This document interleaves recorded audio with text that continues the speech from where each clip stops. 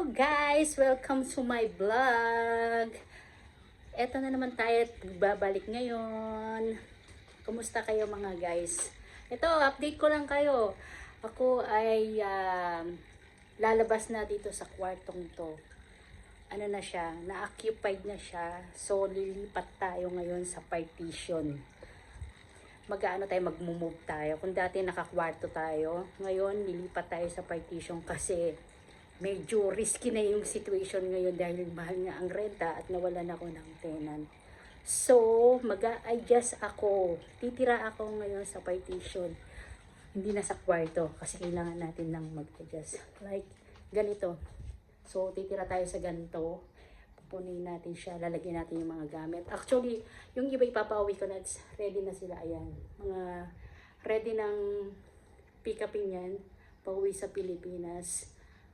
So, may iba pa. So, ilalagay sa box. So, order ako ng box. And then, ayan din. Kailangan din pinuhin. So, yan. Okay na yan. Ready na yan. So, may empty din naman ito. So, yung iba ilalabas ko para ipauwi din.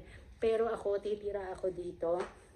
Sa partition na to. So, pwede naman tayo dito. Kahit ako lang mag-isa naman. Ayan. So, maluwang naman siya. So, pwede akong tumira dito.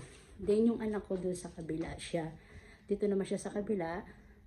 Solo niya din naman yan. So, itong kwarto ngayon, i-empty natin siya. Tatanggalin natin lahat ng mga gamit na yan. Yan. Tatanggalin natin yan lahat. Ilalagay natin doon sa kabilang partition. Then, yung iba ipapauwi na rin natin. Kasi, uupahan na to ng ibang tenant din. Pero mga kabayan din naman sila. So, kailangan talaga na mag-adjust. Kasi medyo malaki at may utang na rin ako. So, hindi natin kailangan magpa-social dito. Punong-puno na tayo ng utang, kaya no need sosyalan pa. So, adjust din, tsaka mindset na rin ba, kailangan natin talaga ng income din, lalo't ngayon, hindi naman permanent yung, ang sitwasyon ko ngayon, dahil nga, sabi ko nga, naka-residence na nga ako dito sa UAE, pero walang permanent na trabaho. At least, hindi katulad ako na abscon, or runaway, or ano, at least, residence pa rin tayo ng UAE.